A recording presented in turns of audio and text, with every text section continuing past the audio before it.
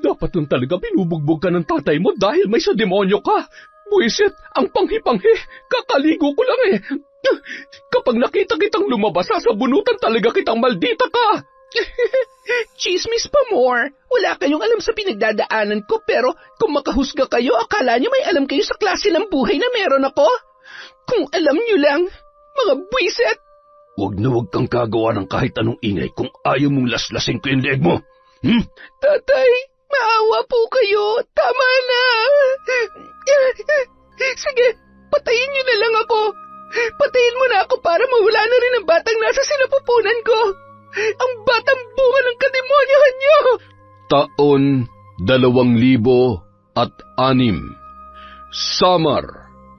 Bandang 5:00 ng umaga, habang nag-aagaw ang liwanag at dilim, maagang bumangon si Lola Lita at nag-init ng tubig. Bago lumabas, binalikan niya pa si Lolo Ismael sa kanilang kwarto.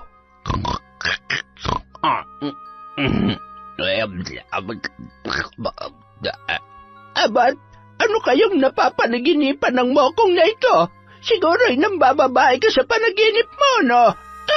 Aray, naman, ang aga-aga mo naman manakit. Bakit ka ba nanghahampas? Kung gusto mo pang tumabi sa akin ay halika, mahiga ka pa rito. Hindi yung magkasalubong na naman yung mga kilay mo na 3 piraso na lamang. Tigilan mo nga ako, Ismael. Kaya ayaw na ayaw kitang pinatatambay sa tindahan dahil malamang kung sino-sinong babae ang sinisipat mo. At pati sa panaginip mo ay pinagpapantasyahan mo pa. Ano ba sinasabi mo dyan? Hindi totoo yan. Ano ka ba naman, Lita? Kung kailan naman tayo tumanda ng ganito ay ngayon ka pa naging selosa. Ay, kahit marami maganda at sexy dyan ay... siguradong hindi naman sila papatol sa akin. Ay, ganon, ha? Asa na yung bulis tambo ko? Kaya pala hanggang panaginip ay pinagpapantasya mo na lang kung sino man babae ang sinipat-sipat mo. Bumangon ka ng lintik ka. Bumili ka ng tinapay at asukal at kaping-kape na ako. Ay! Ito na nga, babangon na. Tutupin ko lang muna itong mga ito. Inaantok pa ako. Ganda pa naman ng panaginip ko. Minsan lamang makakamay sa magandang dalagay na udlot pa. Aray, ang kati-kati na naman ng puwet ko. Kaya ayaw ko nag-uulam na sardinas at mukhang magnanaknak na naman itong... Habang patuloy sa pagkamot, ay nakakunot noon namang naghihintay sa labas ng kwarto si Lola Lita at nakapamewang pa. Baka gusto mong bilisan dyan. Abay, ano pang kinakamot-kamot mo? Ilang buwan na kitang napapansin na panay ang kamot. Siguro ay hindi ka na naman nagpapalit ng brief mo kaya nangangati ka na. Wala ito. May nakapasok lang na langgam. Akin na yung pambili. Huwag ka na masyadong maingay at natutulog pa si Bimbo. Puyat pa naman yun. Madaling araw na nung umuwi. Ayan.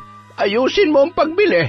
1/4 na asukal, tsaka tinapay. Samahan mo na rin ng konting bilis at makapagdating mo ay malamig na itong inilit kong tubig. Matapos yon, agad na kinuha ni Lola Lita ang walis tingting, lumabas sa bahay at sinundan ng tingin ang noon ay papalabas niyang asawa sa tarangkahan na si Lolo Ismael. Nagsimula na siyang magwalis sa harap ng kanilang bahay. Habang nagwawalis, mula sa di kalayuan, may naririnig siyang iyak na natitiyak niyang nagmumula sa kapitbahay nila na si Kaloy. Napatanaw pa siya sa kinaroroonan ng bahay noon. Mahigit 1 dekada na nang muling bumalik si Kaloy sa kanilang baryo kasama ang anak nito sa kanyang kinakasama.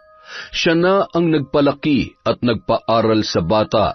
Kilala din yon bilang matapang at walang sinisino kahit sarili nitong kamag-anak. Kaya naman, kahit nagiging usap-usapan na ang tungkol sa pananakit niya sa sarili niyang anak, ay walang sino man ang nagtatangkang makialam. Sakto naman napatapat si Lolo Ismael sa bahay noon habang naririnig niya ang mga palo ni Kaloy at halos tumitili na sa pag-iyak ang anak niyang 13 taong gulang pa lamang. Dahan-dahan niyang inihakbang ang kanyang mga paa at pilit na pinakikinggan ang sinasabi ng lalaki sa anak nitong si Ella. Napakatigas ng ulo mo. Hanggat nandito ka sa poder ko, ako ang susundin mo. Sa susunod na hindi ka sumunod sa gusto ko, mapapatay talaga kita. Pareho lang kayo ng nanay mo, mga walang kwenta. Tay, tama na po. Tama na. Huwag kang lalabas ng bahay, ha? Sa oras na suwayin mo pa ako, ibibiting kita ng patiwarik. Nanginginig ang tuhod na nakasuksok sa sulok at patuloy sa paghikbi si Ella. Kitang-kita niya ang nanlilisik na mata ng kanyang tatay Kaloy habang iniinda ang mga latay sa iba't ibang parte ng kanyang katawan. Opo, hindi na po, tay. Hindi na po. Samantala, bigla namang binilisan ni Lolo Ismael ang paglalakad habang umiiling-iling. Nakaramdam siya ng labis na awa para sa dalagita mula ng maliit pa lamang, halos araw-araw na pinagmamalupitan yon ng kanyang ama. Wari nila, kay Ella ibinubuhos ni Kaloy ang galit niya sa ina ng bata. Nang makarating sa tindahan si Lolo Ismael, agad naman nakiusisa ang tindero dahil rinig doon ang pagpupumalahaw ni Ella at ang galit na boses ni Kaloy. Ma Ismael, mukhang may happy na naman yung kapitbahay mo, ah. Sinabi mo pa, kawawa talaga yan si Ella. Hindi na lumaki dahil sa bugbog at palo ng Kaloy na yan. Ay, dapat kasi nung pa in-report niya sa DSWD. Sa bagay, nakakatakot kalabanin si Mang Kaloy kung sarili niyang anak nasasaktan niya. Paano pa kaya yung ibang tao na magsusumbong? Totoo yan. Binata pa lamang yan ay kinatatakutan na yan dito. Sarili niyang kapatid at pinsan ay muntik na nga niya mapatay, kaya walang nangangahas na magsumbong. Lalo na ako, baka mamaya ay tagain na lamang kami niyan o hindi kaya ay magliyab na lang bigla yung bahay namin. O siya, pabili nga ako ng... Ano po yan? Ano nga ba yung pinabibili ni Lita? Nakalimutan ko tuloy. Siguro ay maglalaba yun. Isang bareta ng sabong panlaba at kape. Ano pa ba? Ay, okay na siguro yan. Babalik na lang ako kung may nakalimutan ako. Eto ang bayad. Matapos mailagay sa supot ang kanyang pinamili, agad nang lumakad ang matanda pabalik sa kanilang bahay. Nakasalubong niya pa si Mang Kaloy na nakayuko at bitbit ang bag na gamit sa pagkakarpintero. Nagkatitigan pa sila ni Lolo Ismael, sabay yumuko na lamang at nagpatay mali siya ang matanda. Pakinig niya ang kalabog ng kanyang dibdib nung mga oras na yon. Lagi rin kasing dala noon ang kanyang malaking kaluban. Kilalang matapang at walang inaatrasan si Kaloy. Lalong naging mas bantog yon maging sa mga karatig lugar nang minsang mapabalita na nakapatay ng aswang. Umuwi kasi yon kasama ang kanyang kinakasama na ipinagbubuntis pa lamang si Ella. Bagamat buntis ay natipuhan yon ng aswang na matagal na ring nambibiktima maging sa iba pang lugar. Mapangahas na pumasok yon sa bahay, kaya naman napuruhan ni Kaloy gamit ang kanyang itak. Kinaumagahan, isang matandang babae na pinaghihinalaang aswang ang napabalitang patay dahil sa napakarami noong sugat. Para masigurong hindi na sila mababalikan ng mga kalahi noon, ay agad din nilisan ni Kaloy ang baryo kasama ang kanyang kinakasama. Bumalik lamang yon nang tuluyan na siyang hiwalayan ng nanay ni Ella at nagpasyang doon na permanenteng manirahan kasama ang kanilang anak.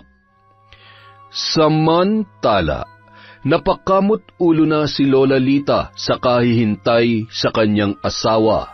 Nakapamewang yon at sumandal sa may tarangkahan, nakatanaw sa naglalakad na si Lolo Ismael at palingon-lingon sa bahay ni Mang Kaloy. Ang aga-aga ay talagang pinaiinit ng gurang na to ang ulo ko, ah. Hoy! Baka gusto mong bilisan ng paglalakad at malamig na yung tubig. Kahit kailan talaga, inuuna mo pa ang pagiging tsismoso mo. Binilisan na lamang ni Lolo Ismael ang kanyang hakbang at pangising-ising lumapit sa kanyang asawa. Huwag ka na magalit dyan, baka tumanda yung itsura mo. Yan na yung pinabili mo. Bareta at kape, anong gagawin ko sa mga ito? Tatamis ba yung kape mo kapag nilagyan ko ng sabong panlaba, ha? Napakabobo mo talagang utusan. Aray ko, masakit. Huwag ka na magalit. Ibabalik ko na lamang. Ibabalik? Tapos anong oras ka na naman makakauwi? Yan ang problema sa iyo eh. Kapag napapakwento ka na, nawawala na sa isip mo ang bibilhin mo. Ulyanin ka na talaga. Ay naku, nang gigigil ako sa iyo. Napapakamot ulo namang bumangon si Bimbo para usisain kung bakit nag-iingay na naman ang kanyang Lola Lita. Lola, ano po ba't ang aga-agay? Napakaingay nyo naman. Ano pa nga ba? Itong lola mo kahit kailan ay hindi na tumama sa inutos ko. Tingnan mo ito, Apo. Ang sabi ko'y bumili ng tinapay at asukal. Ang binili ay bareta. Ay, mamumuti talaga at malalagas ang lahat ng buhok ko sa'yo. Nakakainis ka. Pasensya na. Nakalimutan ko nga. Ay, kayo talaga. Lola, wag na kayo magalit. Hindi po ba't nagbilin ako sa inyo kahapon na yung asukal at tinapay na binili ko ay iniligay ko muna sa may bigasan para hindi lang gamin? Ay, oo nga, ano. Nakalimutan ko rin. Buti naman at pinaalala mo. Ay siya, pasensya na kung naistorbo ang tulog mo. Maigi pa magkape na muna tayo at bumalik ka na lang sa pagtulog pagkatapos. Hindi na po ako makakatulog kapag nagkape na ako, Lola. At saka, lalong hindi po ako makakatulog kung maghapon yung aawayin si Lolo. Sige na, Apo. Matulog ka na ulit. Tatambay na lang muna ako sa tindahan pagkatapos magkape ng hindi na magbungangayan Lola mo. Ay, sus! Ako pa lumabas na masama. Ismael, hindi ako magiging ganito kaingay kung hindi ka pasaway. Mula noon hanggang ngayon di ka na nagbago. Ewan ko ba kung bakit ako nagtsatsaga pa sa'yo? Ga naman, huwag ka na kasi nagagalit. Sige ka, madadagdagan yung wrinkles mo at lalong humahaba yung uso mo. Tigilan mo ako. Ikaw na magtimpla ng kape nang matapos ko na itong winawalis ka. O na, ipahinga mo na rin yung bunganga mo. Yan likod mo pala. Ako na magwawalis dyan. Pumasok ka na sa loob. Aba, magkakasipon pa yata ako ah. Ay, ibang klase talaga tong lolo at lola ko. Ay, ang sakit tuloy ng ulo ko. Kung kailan naman nagka-girlfriend na ako sa panaginip, tsaka pa na-istorbong tulog ko. Pambira naman talaga oh. Nagtatrabaho sa isang karinderya sa bayan si Bimbo bilang kusinero. Yun kasi ang talentong ipinamana sa kanya ng kanyang yumaong ama at ina. May sariling restaurant ang mag-asawa, ngunit sa kasamaang palad, namatay yon dahil sa sunog kasama ng negosyong ipinundar nila sa Maynila. 15 taon pa lamang noon si Bimbo, ngunit hanggang sa kasalukuyan, hindi niya pa rin maiwasang malungkot kapag naaalala niya ang kanyang nanay at tatay. Sa kabilang banda, habang nagtatrabaho si Kaloy sa bahay na pinapaayos ng dalagang si Patricia, nakangiting pinagmamasdan siya noon. Napahanga ang babae sa magandang pagkakaayos ng kanyang kusina. Nagkakilala sila nang minsang pumasyal si Patricia sa bahay ng isa sa malapit na kaibigan ng kanyang ama. Si Mang Kaloy din kasi ang isa sa mga trabahante nang pinapagawa nila ang kanilang bahay. Maayos kasi yung magtrabaho, kaya kahit may kasungitan, maraming kumukuha sa kanya na karaniwan ay umaabot sa mga karatig baryo. Kung may kasamahan o katuwang sa pagtatrabaho, ay kalmadong ginagawa lamang niya ang nakatoka sa kanyang gawain at hindi gaanong nakikipagkwentuhan. Gusto niya kasing matapos agad ang kanyang ginagawa, lalo na't mag-isa lamang sa bahay si Ella.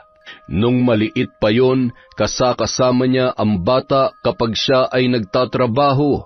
Nagdadala lamang siya ng bigas at duyan na tutulugan ng kanyang anak. Kapag wala namang trabaho, taniman ng gulay at nyugan ang kanyang pinagkakaabalahan. Kinuha ni Patricia ang isang pitsil ng tubig at baso sa kusina at tinawag si Mang Kaloy. Kaloy, uminom ka muna ng tubig. Kanina ka pa nagtatrabaho dyan, siguradong nauuhaw ka na. Agad namang lumapit si Kaloy sa babae. Salamat, Patricia. Grabe, ang init ngayon. Mas lalo tuloy sumasakit ang ulo ko. Bakit? May lagnat ka ba? Masama bang pakiramdam mo? Ay, wala. Masyado ko naman maalalahanin. Ay, sumasakit lang ang ulo ko sa dami ng iniisip, tapos dumagdag pa ang pasaway kong anak na saksakan ng tigas ng ulo. Yung anak mong si Ella? Bakit? Mukha naman siya mabait ah. Mukha lang anghel yun, pero habang tumatagal ay nagiging pasaway na at lakwatsera. Alam mo, nagsisisi nga ako na pinag-aral ko ang batang yun eh. Sa halip na maging masunurin, natuto pang sumagot-sagot sa akin. Baka naman nangangatwiran lang. Anak ko lang siya, at kung ano sabihin ko, dapat sinusunod niya. Akong bumubuhay sa kanya, no? Ako lahat mula nung layasan kami ng magaling niyang ina, kaya wala siya sa mundong to kung wala ako. Utang niyan lahat sa akin, kaya wala siyang karapatang suwayin ako. Alam mo, Kaloy, mahirap talaga kapag nagdadalaga na at walang ina. Ako nga, nung nawala sa akin ang nanay ko, halos hindi ko na alam kung paano itutuloy ang buhay ko eh. Kaya naiintindihan kong nararamdaman ng anak mo. Naghahanap lang siya ng kalinga ng isang ina. Siguradong naghahanap siya ng makakausap at mapagsasabihan. Kaya dapat nag-aasawa ka na lang ulit eh. At sino naman ang magkakagusto pa sa akin?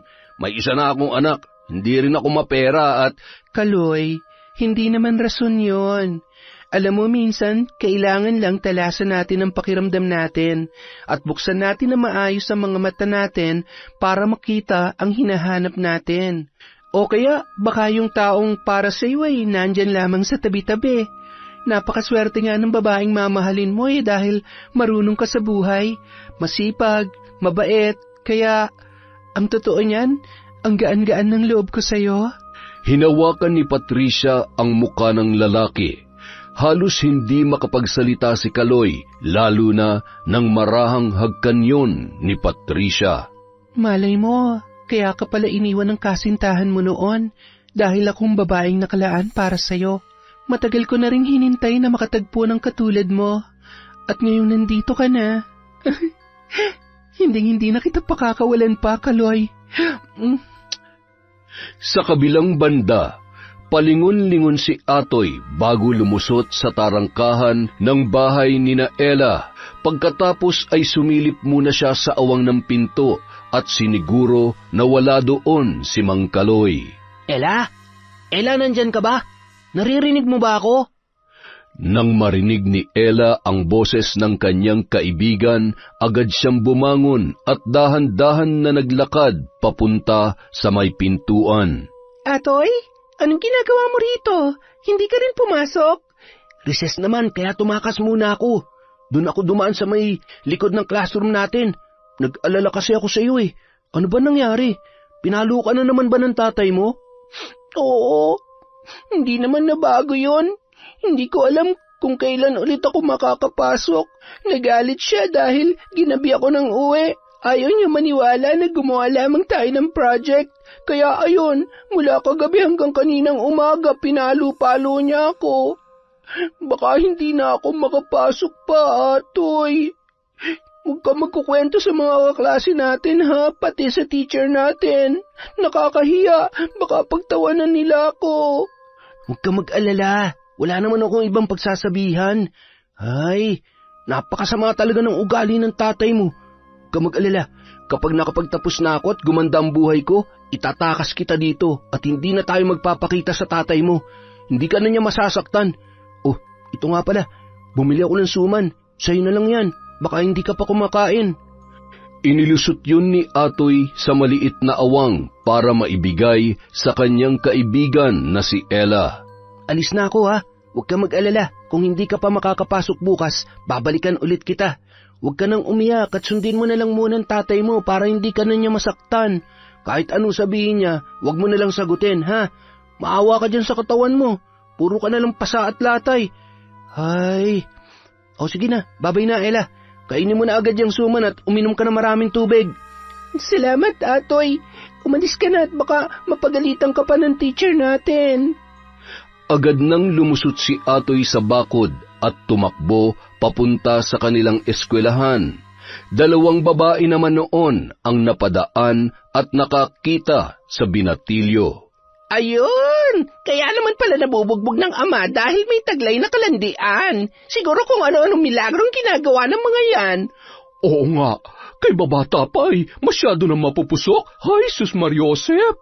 Nakasilip naman sa may bintana si Ella habang kumakain ng suman at pinagmamasdan ang 2 babae. Bahagya niyang naririnig ang pagbubulong-bulungan ng mga yon. Mga tsismoso talaga. Wala na kayong ginawa kundi gumawa ng kwento at makialam sa buhay ng iba. Teka. Ngumisi ang dalagita at nag-isip ng paraan kung paano mapapalapit ang 2 babae na walang tigil pa rin sa pagkukwentuhan. Ang sakit! Tulong! Tulungan niyo po ako! Nagtinginan ang 2 babae at lumusot sa awang kung saan dumaan si Atoy at lumapit sa may bintana kung saan nagmumula ang boses ni Ella. Kinuha ng dalaginding ang arinola na ginagamit nila sa gabi dahil nasa labas ng bahay ang kanilang CR. Binuksan niya yon at tinitigan, sabay na pangiwi sa panghi ng laman noon. Habang tinatawag ng 2 babae ang kanyang pangalan at pilit na sinisilip siya sa bintana, ay ibinuhos niya ang ihi sa 2.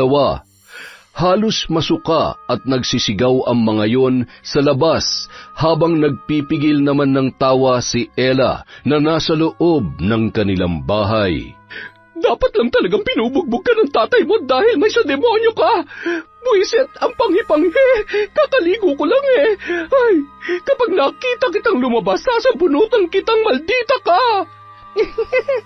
Chismis pa more. Wala kayong alam sa pinagdadaanan ko, pero kayo patong kung husgahan ako, parang alam nyo kung anong klaseng buhay meron ako.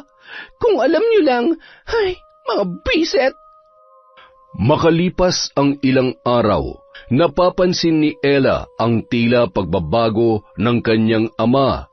Pinayagan siya nung pumasok at binigyan pa siya ng baon.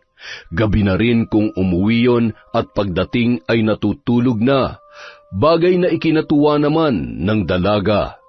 Naikwento niya ang bagay na yon sa kanyang matalik na kaibigan na si Atoy habang sila ay papauwi galing sa kanilang eskwelahan. Alam mo, Atoy, sana tuloy-tuloy ng pagiging masayahin ni tatay. Hindi ko alam kung paano o ano nangyayari sa kanya, pero nagpapasalamat ako dahil mabait na siya sa akin ngayon. Hindi ko nga alam kung bakit eh.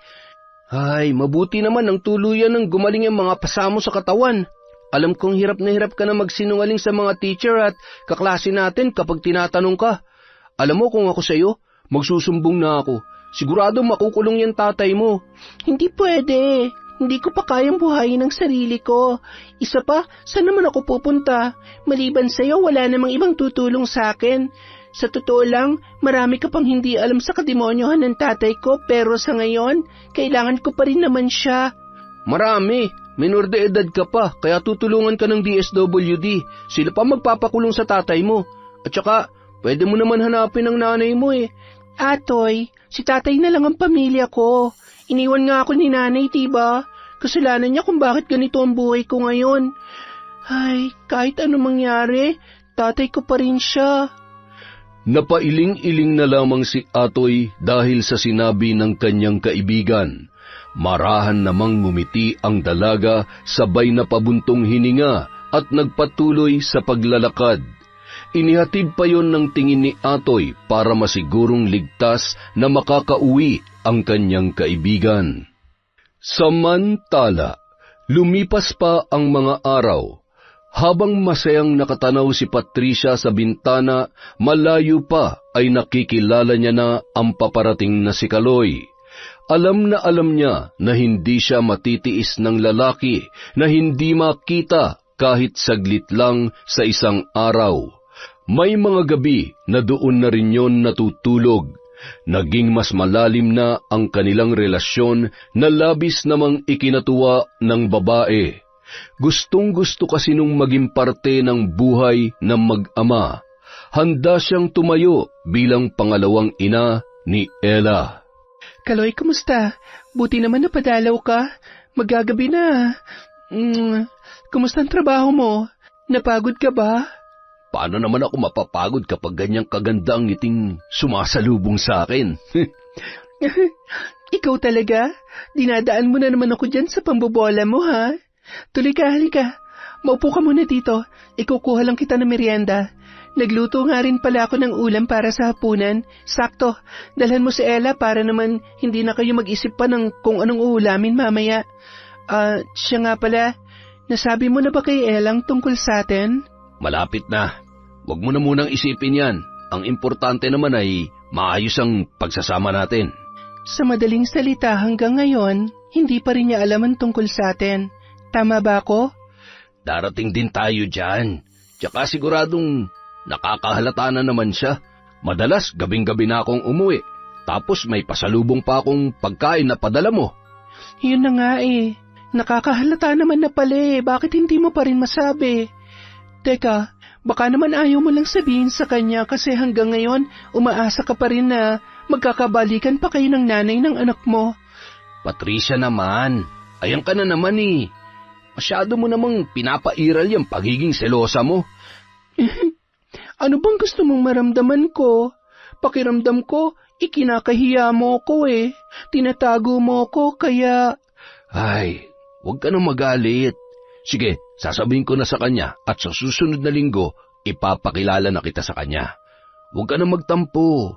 Alam mo namang, mahal na mahal kita eh. Ikaw naman kasi, kailangan pa talaga na magtampo ako, magalit ako para... Tama na. Sorry na. Mahigpit na lamang naniyakap at hinagkan ni Kaloy si Patricia. Matamis ng ngiti naman ang itinugon nito sa kanyang kasintahan. Mababakas sa muka ng babae ang kakaibang saya na hindi niya maipaliwanag. Hindi na siya makapaghintay sa kanilang pagkikita ni Ella. Nang gabi ring yun, papauwi na si Kaloy nang mapadaan sa bahay ng isa sa mga kasamahan niya sa pagkakarpintero. Nagkakasiyahan ang mga yun kasama ang iba pa nilang katrabaho habang nag-iinuman. Isang 4 kantos at may pulutan na inihaw na isda. Niyaya siya at hindi tumanggi, kaya naman napaupo na rin yun at hindi niya namalayan na naparami na pala ang kanyang nainom. Bandang 11:00 na ng gabi nang siya ay magpaalam sa kanyang mga kainuman. Mga pre, pasensya na ha. Sa susunod na lang ulit. Walang kasama yung anak ko sa bahay at baka hindi pa nag-aapunan yun. Masyado ka naman nagmamadali pare. Maaga pa. May isang bote pa tayo rito. Ay, kung sa bagay, mukhang sanay na sanay ka naman na minabadali mo ang lahat. Si Patricia nga, nakuha mo agad eh. Bigla na lamang nagpanting ang tenga noon at kinwelyuhan ang isa sa kanyang mga kainuman. Piliin mong tatarantaduhin mo ah. Hindi mo ako kilala. Sa susunod, kung ganyan pa rin kabastos ang bunganga mo, ni isa, wala sa ngipin mo matitira. Ultimo yung bulok na bagang mo. Kinuha ang kanyang bitbit at inayos ang kaluban ng kanyang itak. Dinuro-duro pa ang noon ay halos maihinang kainuman. Mainit ang ulo na umuwi at nagsasalita pa yon habang naglalakad. Nang makarating sa bahay, sa may tarangkahan pa lamang ay tinatawag na ang pangalan ng kanyang anak. Suot ni Ella ang bestidang pantulog, nanginginig ang tuhod at kamay na binuksan ang kanilang pinto.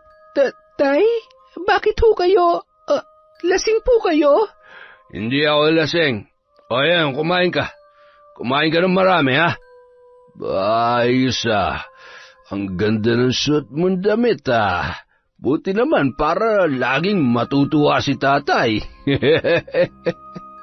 Akma sanang hahawakan noon ang braso ni Ella nang biglang umiwas ang dalaga. Abat, iniiwasan mo na ba ako? Nandidiri ka, ha? Nanlilisik ang mga mata at hinila papunta sa isang kwarto si Ella, sabay isinara ang pinto. Wala kang karapatang bastusin ako. Pag-aari kita at kahit anong gawin ko sa'yo, wala kang karapatang magreklamo. Malinaw naman sa'yo yan, hindi ba? Sagot! Opo, tay. Opo. Yan! Napakaganda mo, anak. Kaya mahal na mahal ka ni tatay, At sabi ko naman sa'yo, basta susundin mo lang lahat ng gusto ko, hindi ka masasaktan. Kaya pagbigyan mo na lang ang gusto ni tatay, ha? Mula 10 taon, nararanasan niya na ang bagay na yun. At sa ganoong pagkakataon ay tanging paghikbi lamang ang kaya niyang gawin upang maibsan ang sakit at galit na kanyang nararamdaman. Kapag nanlalaban siya, ay samot-saring palo, sampal at hampas ng sinturon ang kanyang natatamo. Ilang beses na rin siyang tinutukan ng patalim na tila ba sa paulit-ulit ay nasanay na lamang ang dalaga. Patuloy sa pagpatak ang luha ni Ella habang pinagmamasdan ang kanyang hubot-hubad na katawan na punong-puno ng latay at mga pasa. May bago at mga hindi pa tuluyang naghihilom. Pilit niyang pinipigilan ang kanyang boses habang nakabaluktot na yakap ang kanyang mga tuhod, samantalang ang kanyang ama ay humihilik at tulog na.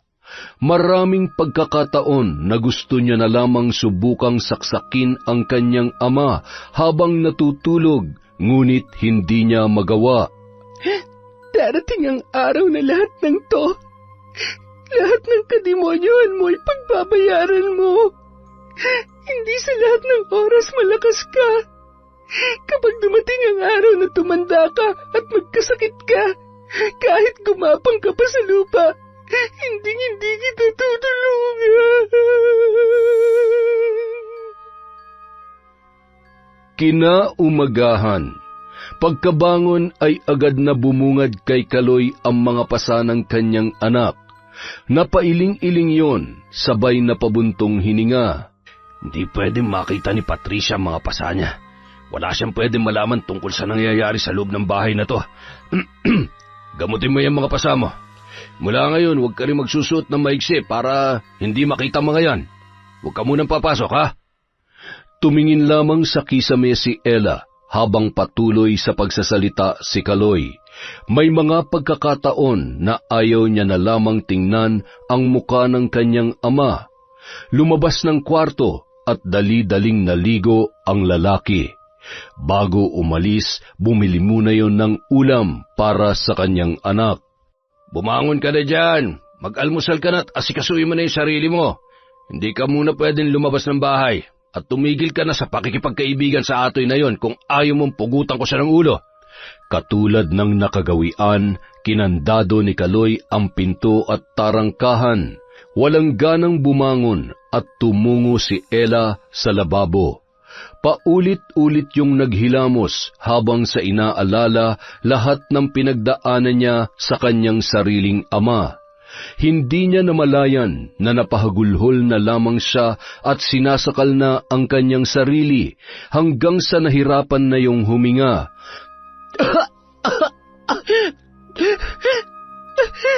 Ayoko na.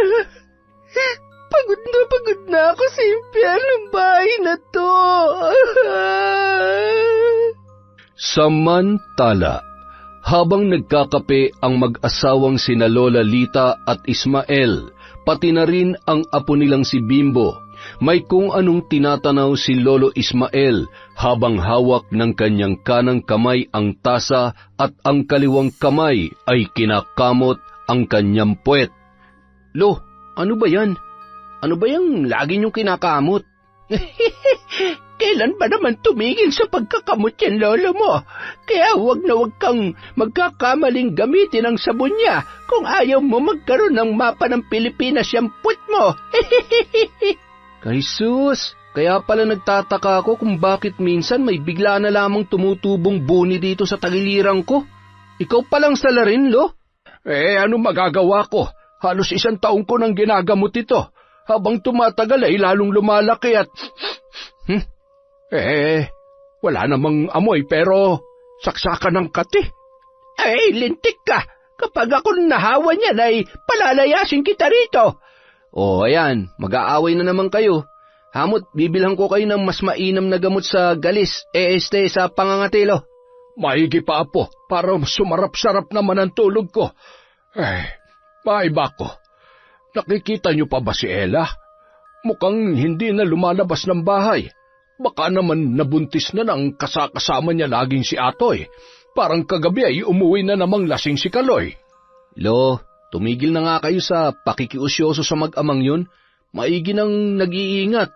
Alam niyo naman. Hayaan mo siya. At kapag yan ay nahuli ni Kaloy na nakikipaghuntahan dun sa tindahan, mapuputulan ka talaga ng dila, Ismael. Sinasabi ko sa iyo, kung kailan ka pa tumanda ay doon ka pa naging tsismoso. Buti sana kung tama yung sinasabi mo mali-mali naman. Kaya talagang hindi na ako magtataka kung mabubugbog ka dahil sa katabilan ng dila mo. Kung sakali man na hindi na kaya ni Ella ang pananakit sa kanya, siguradong siya na mismong gagawa ng paraan para takasan ng tatay niya, o di kaya ay magreklamo. May isip naman na siya. Nakakaawa nga kung iisipin, pero hindi rin naman natin alam kung anong buong kwento. Malay mo may kasalanan din siya kaya siya napag-iinitan ng ama niya, o sadya talagang may saltik lamang yung si Kaloy. Hay! Ang nakakatakot, kung may iba pang kalokohang ginagawa yang si Kaloy kay Ella. Nako, kawawa yung bata kapag nagkataon. Lagi pa naman siyang lasing. Abat, talaga namang hihirit ka pa. Ismael, sinasabi ko sa iyo kung gusto mo pang mabuhay ng matagal, itiko mo yung bibig mo. Baka makita ka na lang namin na nakahandusay dyan sa daan. Wag naman sana. Ako nga'y di na halos tumatambay. Lumalabas na lamang ako kapag bumibili ng kape at ano nga ba yon? Sabon panlaba. Sabon panlaba ka na naman. Bibili lamang ng kape, inaabot naman ng siyam-siyam. Mas marami pa yung kwento, mali-mali pa ang binibili. Napakamot ulo na lamang si Bimbo at pasimpleng iniwan ang lolo at lolo niya na noon ay nagbabangayan pa rin. Maya-maya pa lumabas muli ang binata at ipinakita sa 2 matanda ang larawan ng mga patay na manok na pinasa sa kanya ng kanyang kaibigan sa Karatig Barangay. Grabe, napakarami naman. Imposible naman na kagagawan ng tao yan.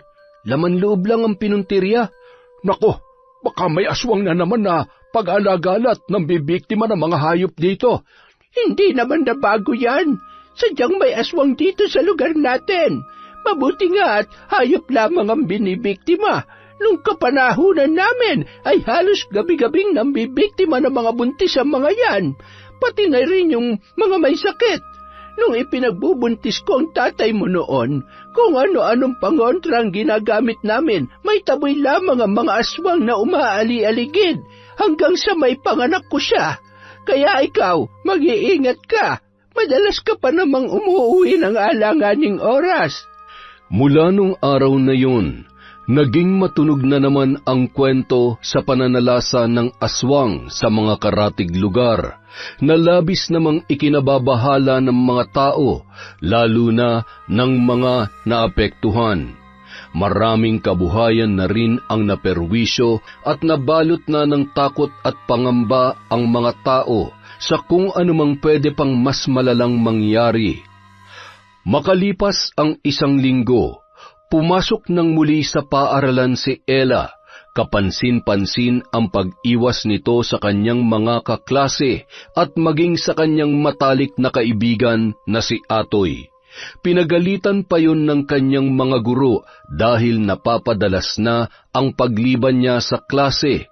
Nangako naman ng dalaga na magpapasa ng mga kulang niya sa bawat subject upang makapasa sa kanilang klase.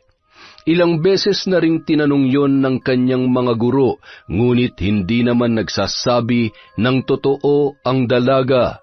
Minsan na ring bumisita ang advisor nito sa kanilang bahay, ngunit lagi namang hindi maabutan si Mang Kaloy. Nang uwian na, bandang 3:00 ng hapon, nagmamadaling lumabas ng silid-aralan si Ella. Lakad-takbo namang sinundan siya ni Atoy. Ano bang problema nun? Ella! Ella! Hintayin mo ako! Bakit mo ba ako iniiwasan? Ano ba nangyayari? Pasensya ka na. Kailangan ko nang umuwi. Tsaka na lang tayo mag-usap. May kailangan lang akong asikasuhin. Hindi ako naniniwala sa'yo. Nararamdaman kong, Atoy, tama na. Nakikiusap ako, wag mo na lamang akong intindihin. Kaya ko naman ang sarili ko. Kaya mula ngayon, sarili mo na lang ang intindihin mo. Kalimutan mo na magkaibigan tayo dahil hindi ko naman na kailangan ng tulong mo. Yun ba talaga ang gusto mo? Sige, mula ngayon, hindi na ako makikialam sa'yo. Agad na lamang tumalikod si Ella at pinigilan ang pagpatak ng kanyang mga luha. Salungat man sa kanyang kalooban ang pag-iwas sa kaibigan, kailangan niyang gawin yon dahil sa mahigpit na siyang pinagbabawalan ng kanyang ama. Habang naglalakad ang dalagita ay ramdam niya ang bigat ng kanyang dibdib. Bumuntong hininga na lamang siya at mas lalo pang binilisan ang paglalakad. Nang makarating sa bahay, malayo pa siya ay napansin niya na ang babaeng nakaupo sa kanilang balkonahe. Dumiretso siya sa paglalakad at nakaramdam ng kakaibang kaba. Inisip niya na maaaring yun ang kanyang ina. Nang makalapit na, ay agad siyang nagmano at mahigpit niya yung niyakap. Kayo po bang nanay ko? Kukunin niyo na po ba ako? Anong ibig mong sabihin, Iha?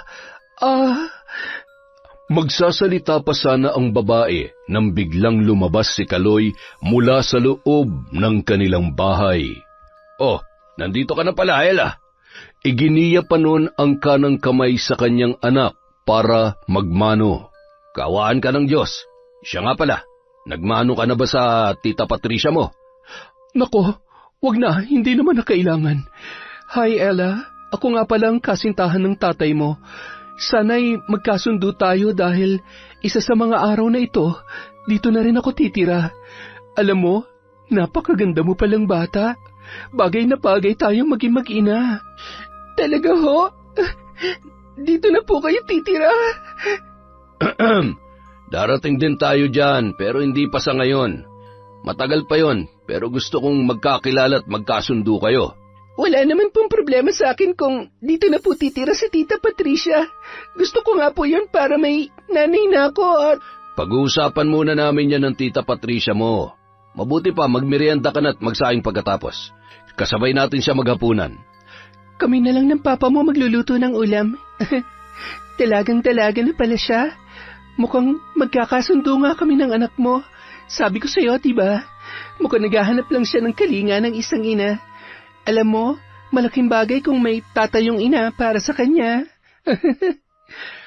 Ay, maninibago ka sa bahay naming to. Masyadong malayo sa itsura ng tinitirhan mo. Uuwi-uwi pa rin naman ako sa bahay. Pwede rin naman na dito na lang tayo tumira.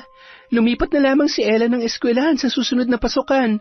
Pansamantalay, dito muna tayo.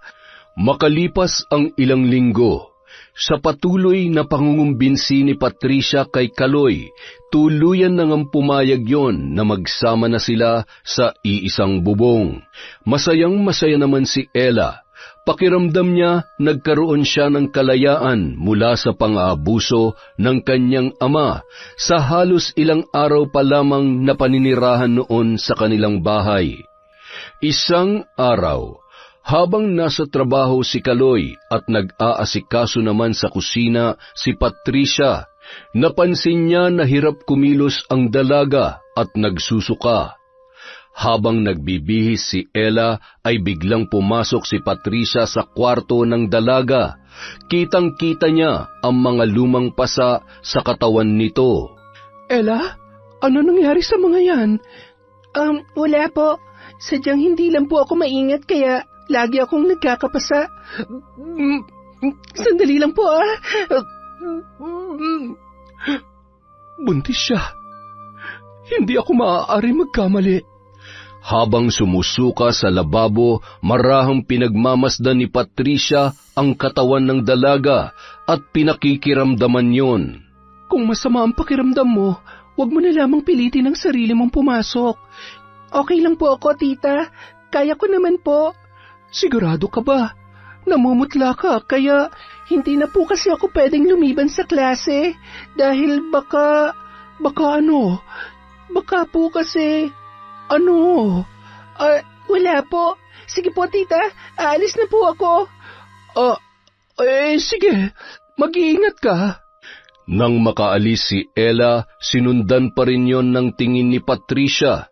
Tumingin siya sa kawalan, sabay matamis na ngumiti at napailing-iling. Bandang 4:00 ng hapon, pagdating ni Ella galing sa paaralan, nagpaalam si Patricia na uuwi muna sa kanyang bahay dahil may importante siyang aasikasuhin. Tita, huwag na po kayong umuwi. Dito na lamang po kayo, o kaya naman po, isama niyo na lang po ako. Pero nandito naman ang tatay Kaloy mo. Siguradong pauwi na rin yon. Teka, may problema ba? Alam mo, ilang beses ko na rin napapansin na parang naiilang ka at takot ka sa tatay mo. Mayroon ka bang gustong sabihin sa akin? Bigla namang napahawak sa ulo at naduwal si Ella nung mga sandaling yon.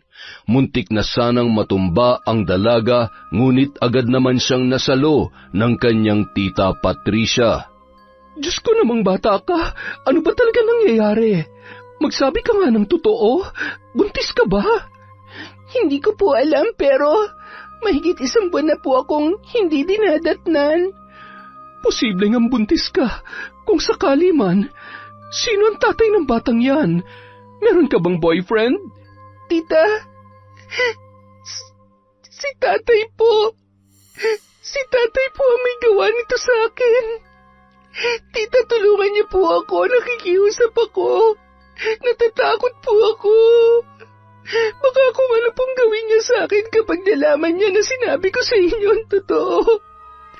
Paulit-ulit po akong pinagsamantalahan ni tatay at sinasaktan. Ay, Diyos ko! Bakit hinayaan mo pang umabot sa ganito? Tahan na! Huwag ka mag-alala. Gagawa ko ng paraan para matakasan mo ang kahayupan ng tatay mo. Hindi ko akalain na kaya niyang gawin to sa sarili niyang anak. Mula ngayon, hindi ka na niya masasaktan pa. Hindi kita iiwan. Habang nag-uusap ang dalawa, ay natanawan nila ang noon ay paparating na si Kaloy. Sige na, pumasok ka na sa kwarto mo. Magbihis ka na.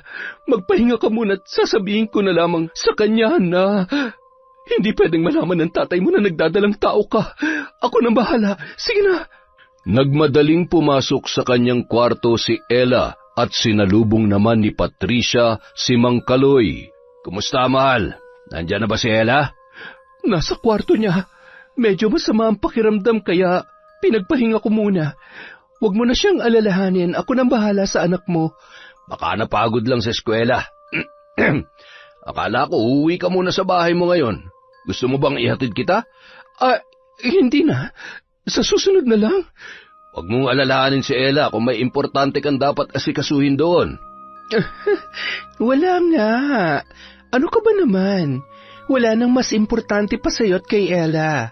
Sige na, magpalit ka na ng damit. Inihanda ko na dun sa kwarto natin. Magluluto lang muna ako para sa hapunan.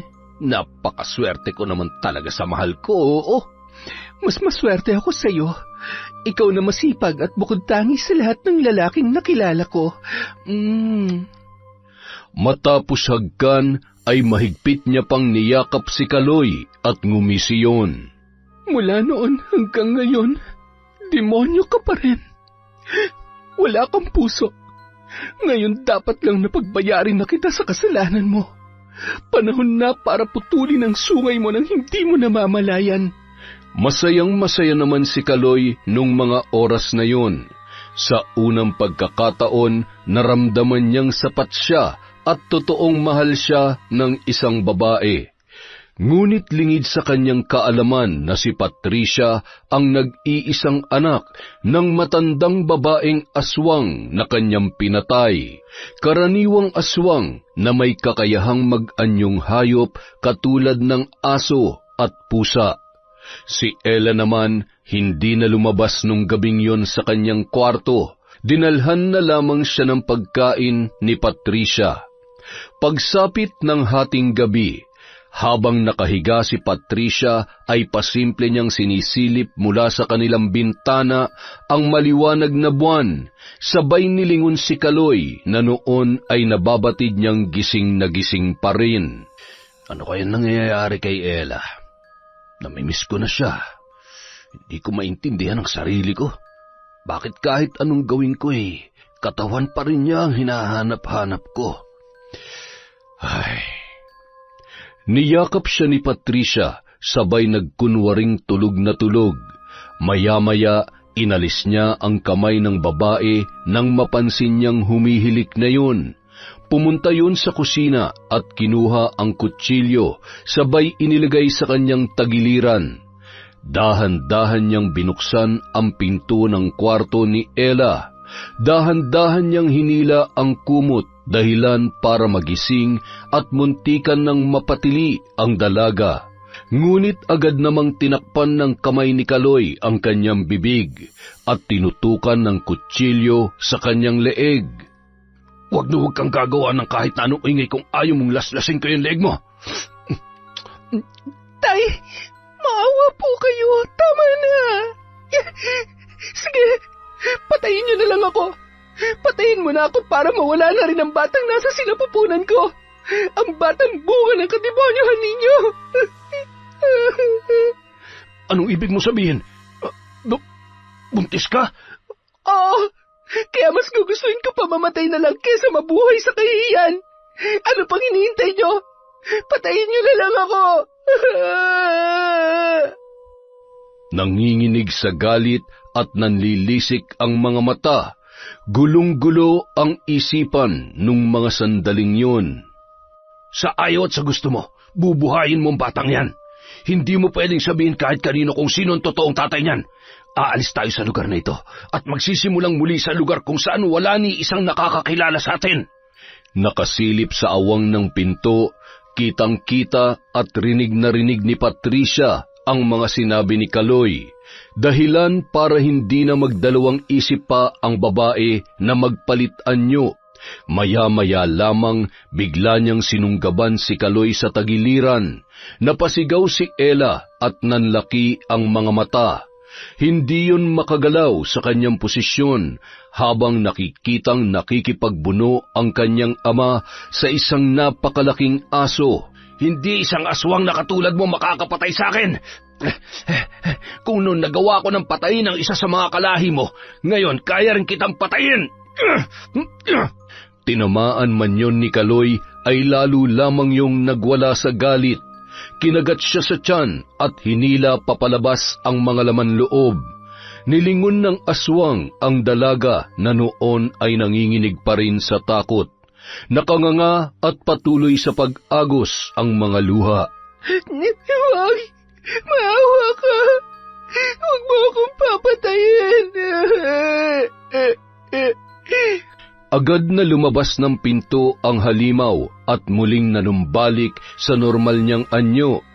Ilang sandali lamang, naghilom din agad ang sugat noon matapos niyang lawayan. Inayos ang kanyang sarili at pakunwari hinahanap si Kaloy. Ilang sandali lamang narinig ni Ella ang boses ng kanyang tiya Patricia mula sa kabilang kwarto. Kaloy? Kaloy! Nasaan ka ba? Oh, bakit bukas ang kwarto? Ah, Diyos ko! Ano nangyari dito? Ella, ano nangyari? Mahigpit na niyakap noon ang patuloy na humihikbing si Ella. Shh! Huwag ka nang umiyak. Patawarin mo ako. Hindi ko alam. Masyadong mahimbing ang tulog ko at pagising ko napansin kong wala sa tabi kong tatay mo kaya kinabahan ako at naisipan kong puntahan ka dito. Ano nangyari? Tita, may aswang. Malaking aso at nakakatakot siya. Hindi ko po alam kung bakit parang galit na galit siya kay tatay. Pero paano kung balikan niya ako? Paano kung akong gusto niyang biktimahin dahil sa batang nasa sinapupunan ko? Huminahon ka. Ang mahalaga sa ngayon ay ligtas ka. Baka kailangan lang mangyari to dahil sobra-sobra ng ginagawa niya sa'yo. Kailangan nating humingi ng tulong sa mga kapitbahay. Sandali lang ha. Dito ka lang muna. Lumabas ng bahay at nagsisigaw si Patricia para humingi ng saklolo. Tulong! Tulungan niyo kami! Sakto namang nagpapahangin sa labas ng bahay si Lolo Ismael. Hindi yun makatulog sa labis na pangangati ng kanyang puwet. Napatakbo yun papunta sa bahay ni Mang Kaloy, sabay na palunuklaway nang makita ang nakasuot pantulog na si Patricia na noon ay animoy takot na takot. Manong, tulungan niyo po kami! Tulungan niyo po si Kaloy! Sinugod po kami ng aswang! Wala na ho siya! Ay, Sus Mariosep, sandali lamang at gigisingin ko yung apo ko. Papupuntahin ko siya sa barangay para makahingi ng saklolo. Lakad takbo yung umuwi at binulabog sa pagkakatulog sina Bimbo at Lola Lita. Bilisan mo, Bimbo, pumunta ka sa barangay hall. Siguradong naroon ang mga tanod o kung sino mang mahihingan mo ng tulong. May aswang raw na sumugod sa bahay ni Kaloy. Wala na raw si Kaloy. Yun ang sabi nung kinakasama niya. Ay nako, nakakaawa naman. Totoo yan, Loha. Baka naman nananaginip lang kayo. Huwag kang gagawa ng kwento, Ismael. Anong oras na hindi ka pa natutulog kaya nasisiraan ka na yata ng... Bakit ba ganyan kayo sa akin? Lahat na lamang ba nang sasabihin ko at gagawin ko ay mali para sa inyo? Oo, naging sakit ko na ang pagiging mali-mali. Pero sana naman, kahit ngayon lang ay paniwalaan niyo ako. Kung ayaw ninyo maniwala, di wag. Ako na lamang ang pupunta sa... Ako na. Baka kumapano pa kayo. Kung totoo nga may pag-alagalang aswang. Sa lalim ng sugat nyo dyan sa likod ng puwet nyo siguradong... Aray, wag mo nang dagdagan ang sama ng loob ng lolo mo. Minsan lang naman niya mag-inarte, pagbigyan mo na. Gabing-gabi na. Lakad na, bilis. Halika't, samahan mo ako sa bahay ni Kaloy para makita mismo ng mga mata ko kung totoo nga yan chismis mo. Lumakad sila patungo sa kapitbahay at sumama rin muna si Bimbo para masigurong totoo ang sinasabi ni Lolo Ismael. Wala pa ring imik ang matandang lalaki, ngunit nang makita ang bangkay ni Kaloy ay napakrusyon, sabay na pailing-iling. Maya-maya pa, nagsidatingan na ang mga tanod kasama ang iba pang opisyal ng barangay para rumesponde. Yun ang tumulong para maisaayos ang bangkay ng lalaking biktima. Nabalot naman ng takot at samut-saring opinyon ang mga tao sa baryong yon.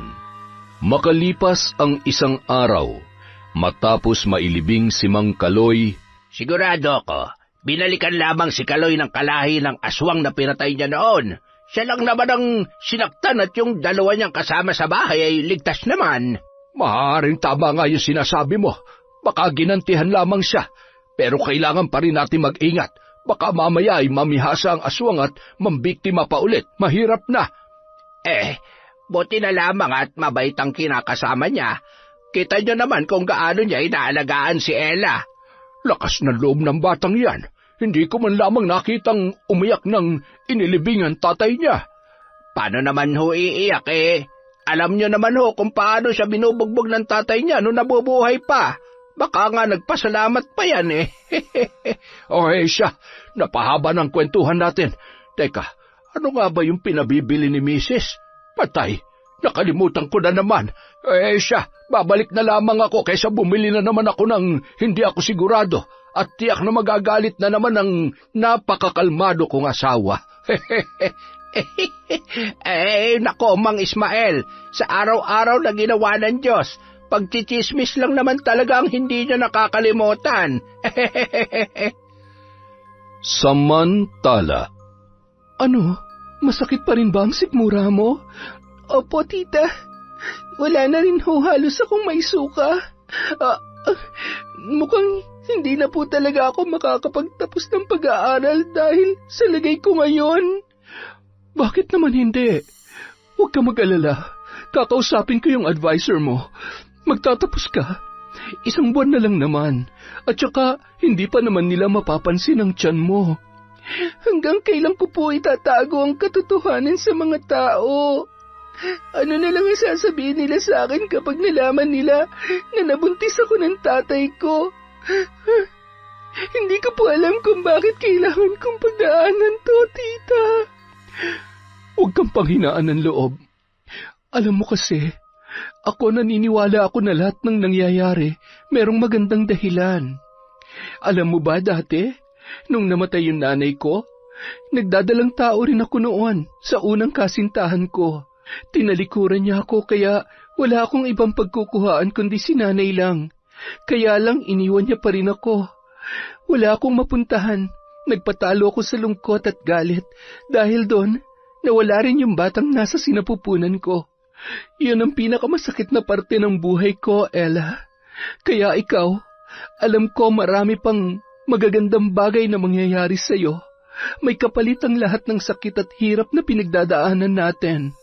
Inihahanda lang tayo ng pagkakataon para sa mas magagandang bagay. Salamat po, tita. Salamat po dahil kahit hindi niyo naman talaga ako kaano-ano, itinuturing niyo akong tunay na anak. Alam niyo, iniisip ko po minsan, mahal din kaya ako ng nanay ko. Hinahanap niya rin kaya ako. Siguradong mahal na mahal ka niya. Maaaring may malalim siyang dahilan kung bakit mas pinili niyang sarili niya nung araw na iniwan ka niya sa tatay mo. Huwag mo na lamang problemahin ang mga bagay na wala ka ngayon. Nandito ako at pinapangako ko sa iyo na kahit anong mangyari, hinding-hindi kita iiwan, Ella. Mula ngayon, ako na ang nanay mo. Salamat po. Pwede ko po ba kayong tawaging nanay? Oo naman. Nanay, alam mo ba, matagal ko nang pinapangarap yan. Ikaw rin ang tumupad sa pangarap kong maging isang ina. Hindi man kita totoong anak pero sa puso ko, anak kita at nanay mo ko. Mahigpit na nagyakapan sina Patricia at Ella. Nagpatuloy pa yon sa pagkukwentuhan hanggang sa nauwi sa tawanan ang kanilang seryosong usapan. Makalipas ang 1 buwan, ilan sa mga tao sa baryong yon ay nakahalata na rin sa pagdadalang tao ni Ella. Samut-saring panghusga ang natanggap niya, ngunit sa pagkakataong yun ay handa na siyang harapin ang kahit na ano pang marinig at sabihin ng ibang tao sa kanya. Hindi nagkulang sa suporta at pagpapalakas ng loob ang kanyang kinikilalang ina na si Patricia. Isang gabi, bandang 12:00 na noon, pauwi si Bimbo mula sa kanyang trabaho. Isang malaking asong kulay itim ang nakita niyang sumuot sa bakod ng bahay ni Ella. Sinundan niya yon ng tingin at laking gulat niya nang makita ang pagpapalit anyo noon bilang isang normal na tao.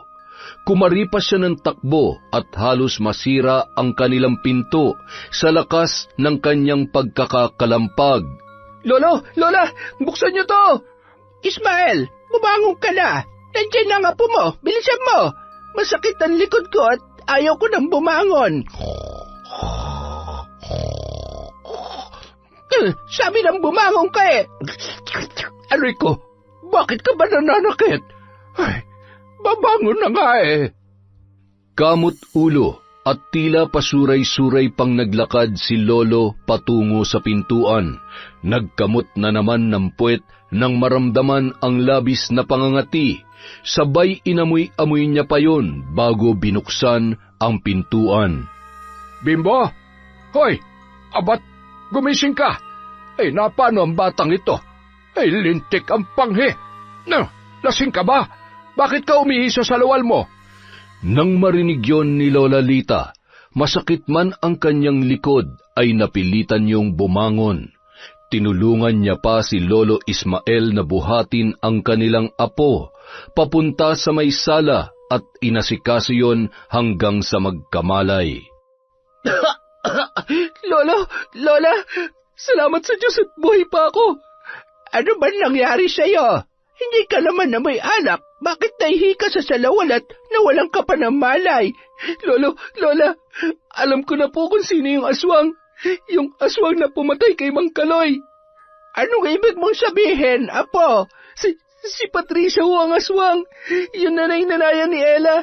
Nakita ko kanina yung aso tapos pumasok dun sa bagod at pagdating sa balkonahe nakita ko naging tao yun. Si Patricia yun. Hindi ako maaari magkamali, Lola. Huminahon ka. Hinga. Ay, Diyos ko naman. Anong motibo niya para patayin si Kaloy? At kung siya nga ang aswang na pumatay, bakit patuloy niyang inaalagaan si Ella? Hindi kaya totoong chismis na buntis si Ella? Baka yun ang dahilan niya kaya nagpapanggap siyang mabait. Kung ganun, nasa alanganin din ang buhay ni Ella. Kailangan po natin siyang tulungan. Mahirap kalabanin ng mga aswang. Hindi natin basta-basta mapoprotektahan at maililigtas si Ella kung wala tayong sapat na alam para labanan ng aswang na yan. Kinikinabutan tuloy ako. Alam ko na po, kailangan natin ng tulong ng kaibigan ni Ella. Si Atoy, hindi ba't kilalang antingero yung tatay niya? Sigurado matutulungan niya tayo. Tsaka, hindi niya hayaang mapahamak si Ella. Tama ka dyan na po. Maganda yung naisip mo. Pwede bang palipasin muna natin ang gabing ito? Magpahinga ka muna. Ako nang bahalang kumausap bukas sa tatay ni Atoy. Nako, sasabakot baka kung ano pang iba mong masabi, mapahamak pa tayo. Ako'y wala ni katiting na tiwala dyan sa bibig mo. Sobra ka naman talaga sa akin, ga. Masyado na ako nasasaktan dyan sa mga sinasabi mo, ha? Aray, ang kati talaga nitong bisit na to, ha? Ala, sige, kamot pa. Huwag kang hahawak sa akin, ha? Pag ako nahawa niyang buni mo, palalayasin kita o di kay ipapakain kita sa aswang. Kinabukasan, umaga pa lang, usap-usapan na ng mga tao sa baryo ang aswang dahil sa mga manok na natagpuan sa iba't ibang bakuran. Nanatili namang tikom ang bibig ni na Lolo Ismael at Lola Lita. Pinuntahan nila ang bahay nila Atoy. Nadatnan naman nila na nagpapanday ang ama nito. Yun kasi ang pinagkakaabalahan noon maliban sa pagiging antingero. Magandang araw po. Ano pong ginagawa niyo dito? Nandito kami dahil alam na namin kung sino ang aswang at... Ako na, Ismael. Maupo ka na lang muna. Ay, di ikaw na. Dapat pala hindi na lamang ako sumama dito eh. Nagagalit ka? Sabi ko naman, di ba ako na? Huwag na ho kayong magbangayan. Sabihin niyo na lamang po sa akin ang sadya ninyo para matulungan ko kayo. Hindi po ba't kayo yung kapitbahay ni na Ella? Oo, kami nga. Kumusta na po kaya siya? Ha? Ay, wala ka bang balita sa kaibigan mo? Nagkikita naman po kami sa school pero hindi na po kami nag-uusap katulad nung dati. Hindi ko po alam kung anong dahilan niya pero umaasa po ako na magkakaayos pa rin kami. Marami rin po akong gustong itanong sa kanya lalo na po't alam kong may malaki siyang pinagdadaanan ngayon kahit wala na si Mang Kaloy. Ay, Isa pa yan sa inaalala ko kaya hindi ko matim na may mangyari pang mas masama sa kanya. Hindi na ata kakayanin ng konsyensya ko yon. Ano pong ibig niyong sabihin? Yung apo naming si Bimbo, nakita niya kagabi. Nakita niya yung nanay-nanayan ni Ella. Sigurado siya kung paano nagpalit anyo yon. Ang inaalala namin ay si Ella. Baka kasi kung anong binabalak ng Patricia niya yun sa kanya. Tanging pangontra may bibigay ko sa inyo at armas na pwede niyong gamitin para labanan yung aswang na tinutukoy ninyo. Alam niyo kasi, mula nung mapahamak ang asawa ko dahil sa minsang pakikipaglaban ko sa mga nilalang na yan, sobrang nagsisi na ako. Hindi ko nakakayanin pa na maulilang lubos itong si Atoy. Tay, kailangan ni Ella ang tulong natin. Baka siya naman ang isunod ng aswang na yon. Hindi rin tayo pwede magpadalos-dalos. Paano kung wala naman talaga masamang intensyon yun sa kanya? Ang dapat muna nating gawin, mabigyan muna natin ng babala si Ella at ikaw ang makakagawa nun. Bigyan mo rin siya ng pangontra para masigurong ligtas siya at hindi siya masasaktan ng nanay-nanayan niya. Kayo naman ho, bilang proteksyon at kung sakaling magkagipitan, magagamit niyo ho itong punyal na ito. Isa ho ito sa mainam na panlaban sa aswang. Binibigay ko ito sa inyo para protektahan ang sarili nyo, hindi para ipagyabang o di kaya'y basta-basta na lamang gamitin ng walang sapat na dahilan o para lamang pumatay ng inosente. Nagpasalamat naman ang mag-asawang matanda sa tulong na ibinigay ni Arman at agad na ring umuwi ang mga yon. Hindi naman mapakali si Atoy, kaya naman naglakas loob siyang puntahan si Ella. Sakto naman, wala doon si Patricia dahil namili yon sa bayan. Atoy, anong ginagawa mo dito? Alam kong ayaw mo na akong makausap pero kahit ngayon lang, makinig ka sa akin. Kalimutan na natin ang mga nangyari noon. Pasensya na. Kailangan ko lang talagang gawin yon dahil ayaw ko may gawin sa'yo masama si tatay. Alam kong alam mo na kung anong ginawa niya sa akin, maliban sa alam mong sinasaktan niya ako. Alam ko naman ang lahat. Hindi ko lang maintindihan kung bakit inilihim mo sa akin ang bagay na yon.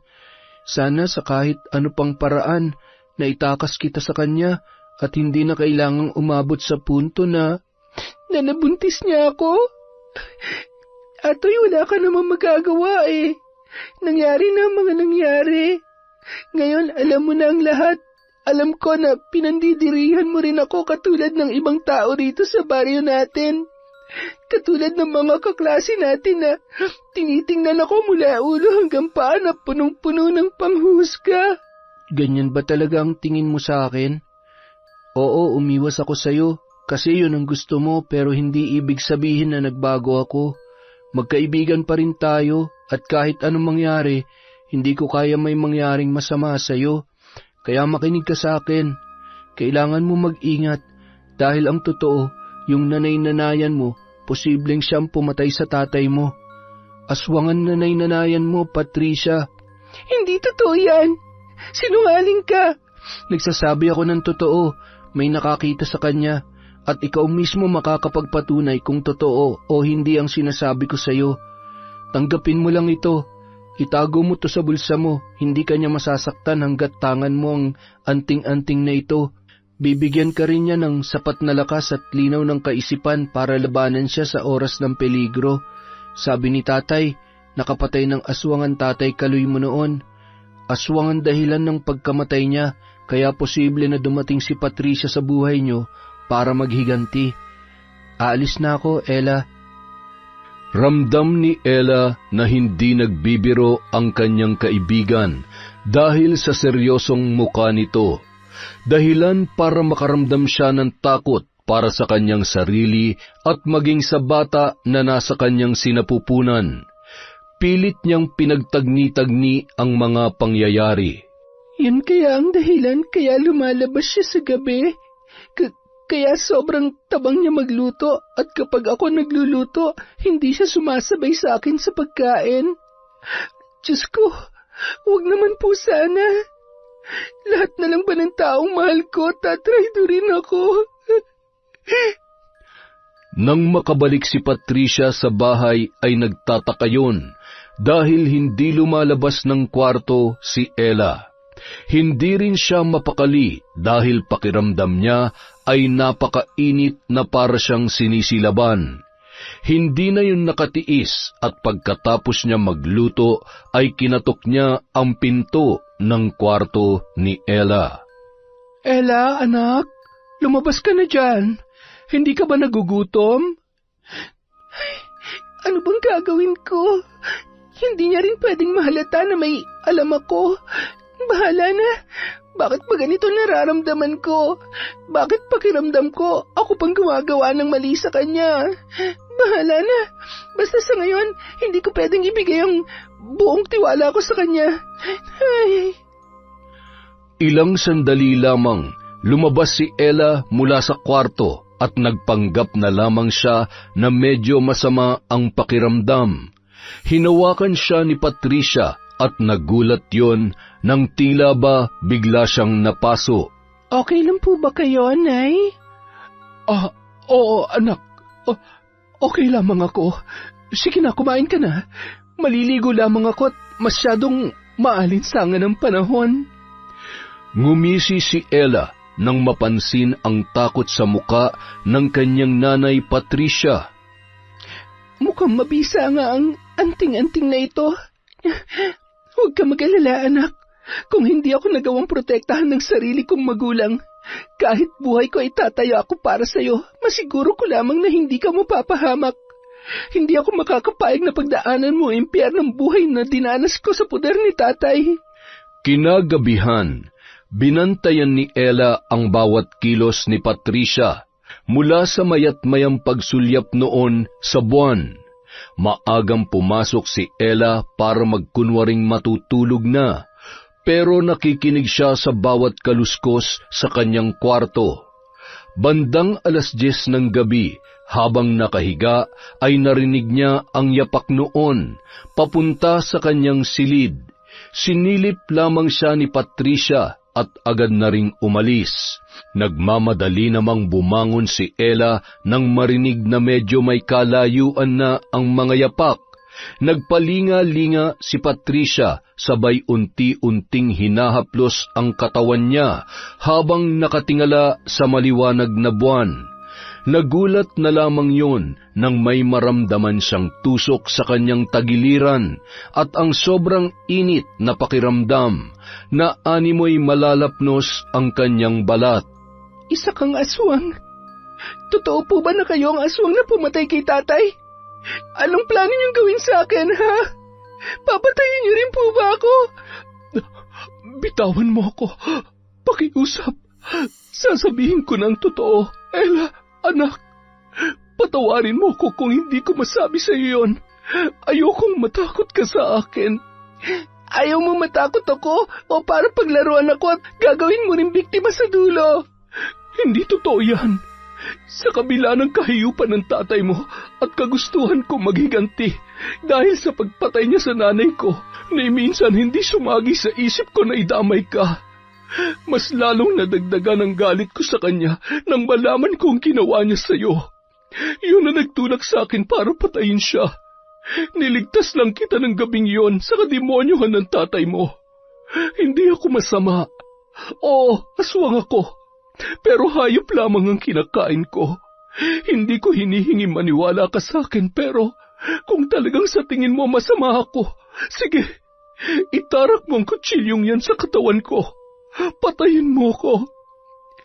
Minahal ko na kayo bilang tunay kong ina. Gulong-gulo na po ako. Hindi ko na po alam kung sinong dapat kong pagkatiwalaan. Anak, maaaring hindi tayo magkadugo. At aswang nga ako. Buntis ka kaya isa kang malaking tukso para sa akin. Magkaiba man ang dugo na nananalaytay sa ating katawan, pero sa puso, anak kita. Napahagulhol na lamang ang dalawa at mahigpit na nagyakapan. Patutunayan ko sa iyo na wala akong masamang intensyon. Gagawin kong lahat para maging karapat-dapat na maging ina para sa iyo. Pipilitin kong makabalik sa normal. Hindi naman ako magiging aswang kung hindi ko tinanggap ang batong isinalin sa akin ni nanay bago siya binawian ng buhay. Dahil sa galit ko sa tatay mo at sa kagustuhan kong makapaghiganti, tinanggap ko yon. Ngayon, wala nang dahilan pa para manatili akong halimaw. Hindi ko rin naman gustong makaperwisyo pero kailangan kong uminom ng dugo at kumain ng laman loob ng hayop. Sige na, pumasok ka na sa kwarto mo at isara mo na maayos ang pinto. Kitang-kita ni Ella ang tuluyang pagpapalit-anyo ng kanyang nanay Patricia at dahan-dahan yung tumakbo papalayo. Napahawak siya sa kanyang tiyan nang makaramdam ng kaunting paghilab dahil sa labis na takot. Sinunod niya na lamang ang bilin ng aswang. Nung mga sandaling yun, batid niya na nagsasabi ng totoo ang kanyang nanay Patricia, at sa kabila ng malinaw na katotohanan, nasisiguro niyang ligtas siya at ang batang nasa kanyang sinapupunan. Kinaumagahan, pinuntahan ni Ella si Atoy sa bahay nito. Totoo lahat ng sinabi mo sa akin tungkol sa pagkatao ni Nanay Patricia, pero hindi siya masama katulad ng iniisip mo. Hindi niya ako sasaktan. Paanong hindi? Nagawa niyang patayin yung tatay mo. Hindi ba? Di pa ba sapat na dahilan yon para... Niligtas niya lang ako sa kapahamakan ng gabing yon. Kung hindi dahil sa kanya, hanggang ngayon hindi pa rin natatapos ang kalbaryo ko sa paulit-ulit na panggagahasa sa akin ni tatay. Kung talagang mabuti siyang tao at naniniwala ka mabait siya, anong pinunta mo rito? Tulungan natin siya makabalik sa normal. Gusto niya pa maging normal katulad natin. Alam ko na matutulungan tayo ng tatay mo, di ba? Meron namang paraan, di ba? Habang nag-uusap ang dalawa, ay bigla namang lumabas ng bahay si Arman, na noon ay nakikinig sa kanilang usapan. Posible naman ang bagay na yan.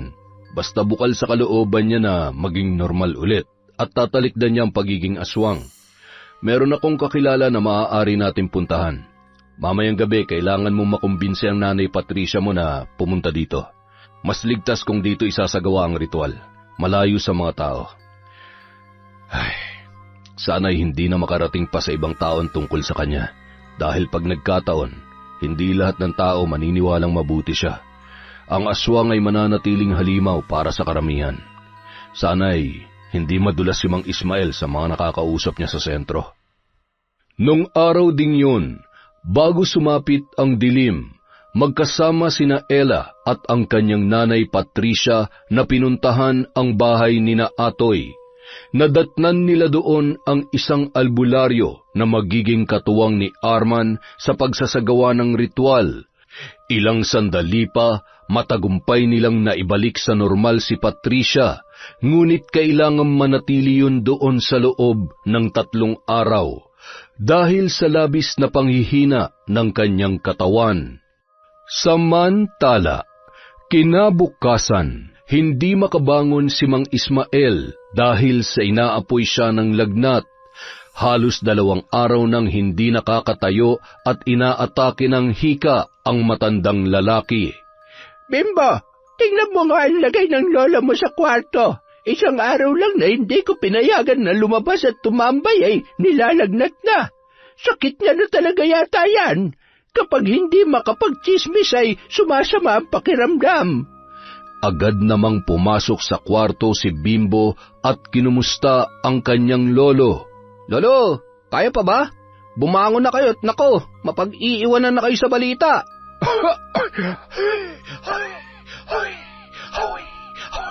Ano balita? Silip-silipin mo si Ella, baka mamaya ay... Huwag niyo na munang alalahanin si Ella. Hindi naman yung pababayaan ni Atoy at ni Mang Arman. Basta kahit anong mangyari, wala kayong pagsasabihan ng kung anumang nalaman natin, ha? Ang totoo, wala na tayong dapat ikatakot dahil hawak na ni Mang Arman si Patricia. Nabawi na nila yun mula sa pagiging aswang. Aba, salamat naman sa Diyos. Makakatulog na ulit tayo na mahimbing sa gabi. Agad namang dumugtong ang matandang babae sa sinabi ng kanyang apo at ngumiti yun. napapahanga ako ng Patricia na yan, ha? Hindi lahat ay kayang magpakamagulang. Tingnan mo, siya pa pala itong totoong magmamahal at magmamalasakit kay Ella. Hindi man siya swerte sa totoo niyang mga magulang, ipinaranas naman yun sa kanya ni Patricia na walang hinihinging kapalit. Makalipas ang ilang taon, nakatira na si Ella at ang anak nito sa bahay ni Patricia. Mas malaki at mas maaliwalas yun. Nag-aaral na rin noon ang dalaga sa kolehiyo sa tulong ng kanyang nanay Patricia. Naku, napakabait naman talaga ng apo ko. Gabi na. Nasaan na kaya ang nanay mo? Ay naku, mukha yatang uulan pa. Kinarga niya ang bata at tumungo sila sa may balkonahe. Napangiti naman yon nang matanaw si Ella na nakaangkas sa motor ni Atoy. Salamat sa paghatid. Mag-iingat ka. Huwag masyadong mabilis ang pagpapatakbo.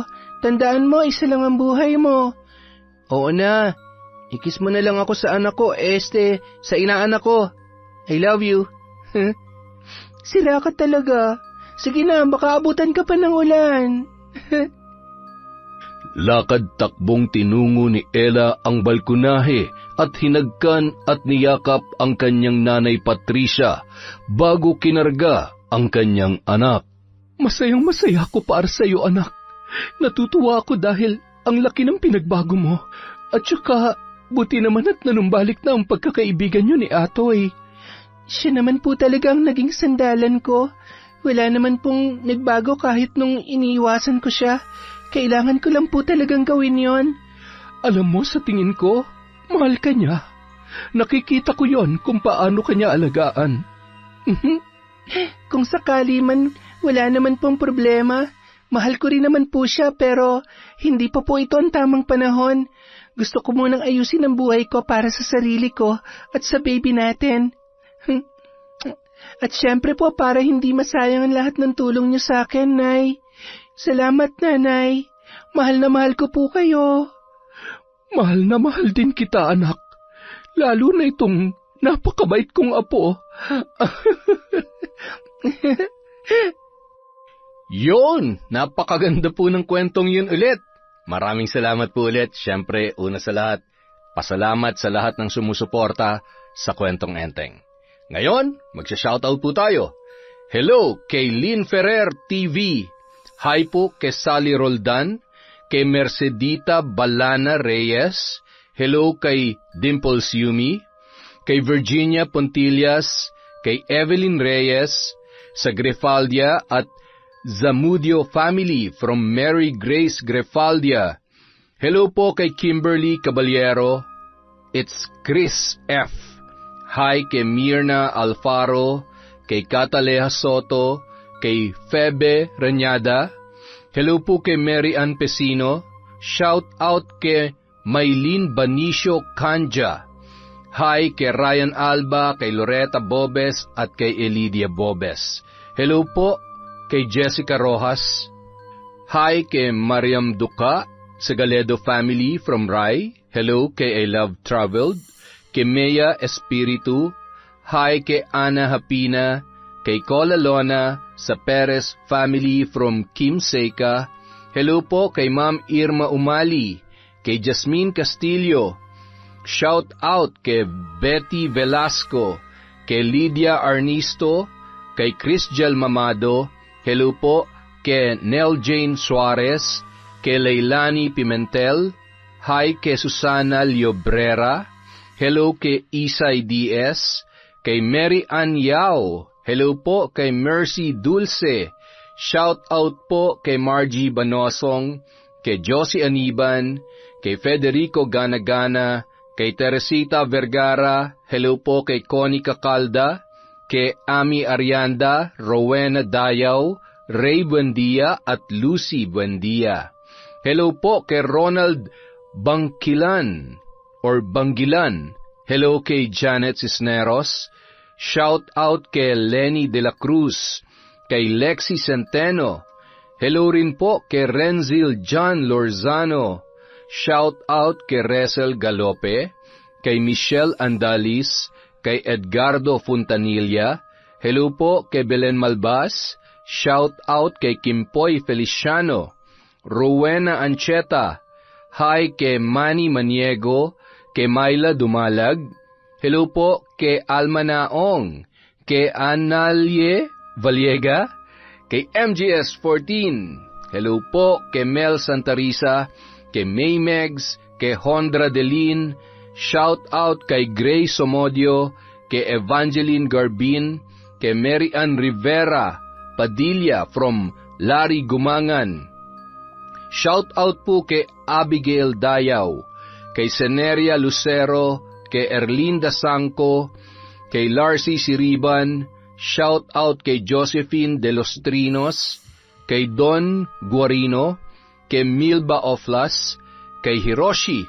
Hello po kay Cheryl Rebecca, kay Marilyn Nava, kay Carlita Nocerale, kay Mary Worth Artista, kay Minerva Caranog.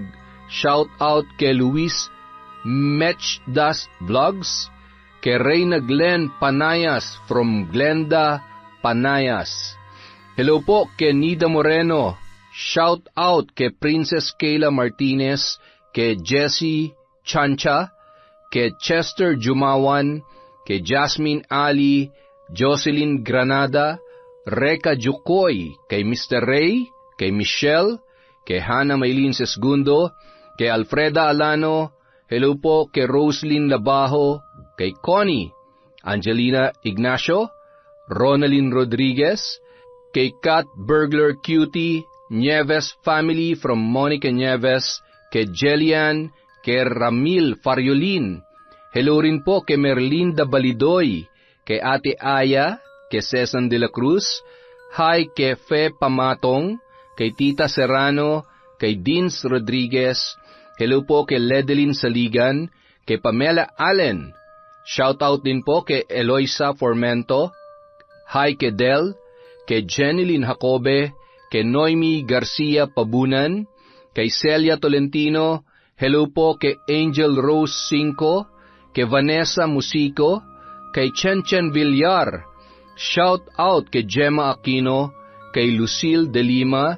Hello kay Dennis Lamonde, kay Sean Samuel Sebastian from Chonchamcheb. Hello po kay Aya Abogado. Hi kay Eldaps, kay Raquel Hasegawa, kay Gemma D. Shout out kay Angelina at Edelmira from Elizabeth Dungka. Hi po kay Cristal Albania, sa Camo family from Joaquin Camo, kay Nest from Japan, kay Agripina Balza. Hello po kay Lani Gervasio. Hello rin po kay Marenila Cervantes. Shout out kay Perlita Estalane, kay Judith Peñaflor, at kay Joel Marasigan. Maraming salamat po ulit sa walang sawang pagsuporta sa Kwentong Enteng. Kung nasan man po kayo, mag-iingat kayo palagi, alagaan po natin ang mga sarili natin. Thank you po ulit sa inyong lahat.